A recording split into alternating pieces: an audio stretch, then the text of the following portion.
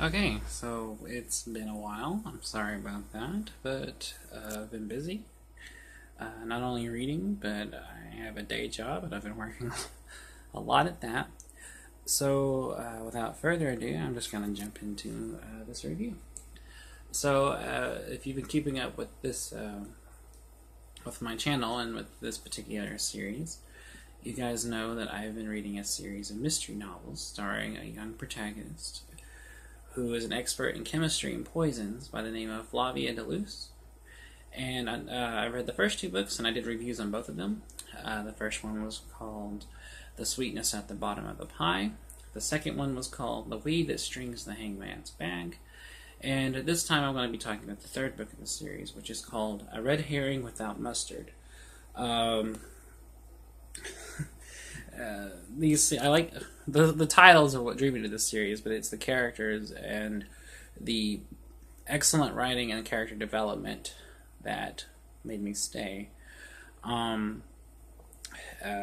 These series do kind of follow a certain formula. Flavia gets herself into some trouble. She plays amateur sleuth, often beating the police in her discovery of clues and motives and things through her own private investigations, which often causes her to butt heads with the head of police.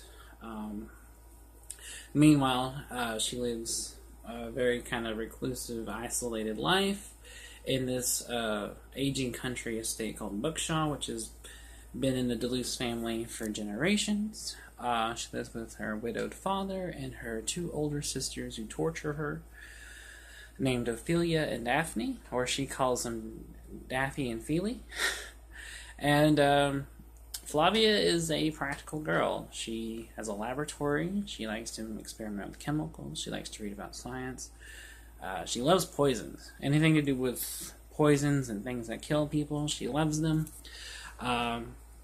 So that's kind of a brief recap. In this particular story, Flavia meets a gypsy woman who is attacked, and she thinks that this guy who's kind of sleeking around one night at their house did it, but it turns out he is killed.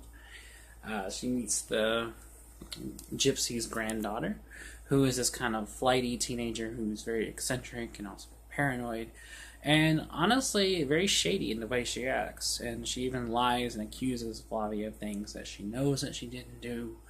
And it's very implied that while this teenage gypsy's granddaughter is in fact a red herring, and that she couldn't have possibly done this from the way it's written, it's still implied that she will return again somewhere in the series later, and that she is in fact up to no good. As usual, Flavia figures out what's really going on, who's actually killing people, beats the police to the punch, and basically, justice is served, and she serves it. All of these novels follow that particular pattern. Situation arises.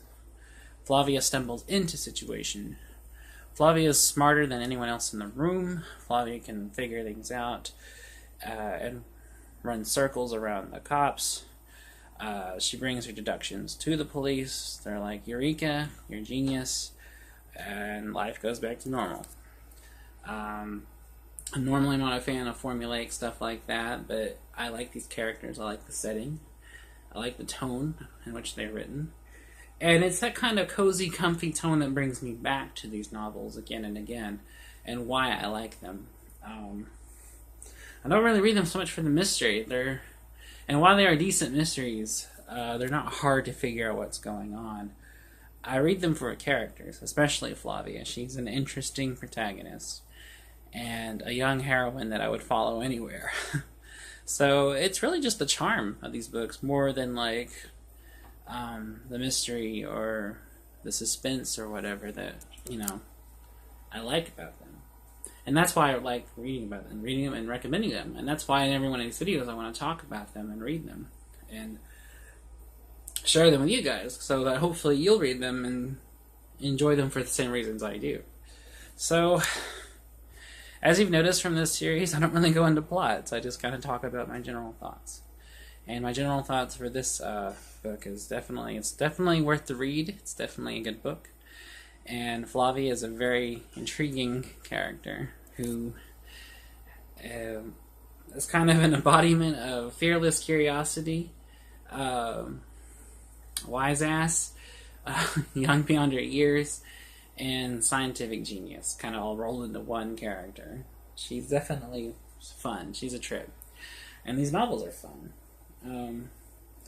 Definitely not for fans of more hard-boiled stuff. If you're looking for a Sheila Hammond or Raymond Chandler or Robert B. Parker, these are not your books. If you're looking more for something along the lines of a more lighthearted Agatha Christie or something, or maybe a Mary Higgins Clark, or especially if you're a fan of something like Janet Ivanovic, then these would be more your kind of thing. I'm a fan of all of those things, and I still like them, but that's just because I like mysteries as a whole. I like all the kind of subgenres of mystery. So anyways, rambling over, read it. Again, the title is called A Red Herring Without Mustard, and like all the other books in the series, it is a reference to a literary passage or thing from literature. So anyways, that's it for now. I will try to be back soon with another video. I may even shoot one right after this. We'll see. And thanks for watching, and I appreciate it, guys. So I will see you guys later.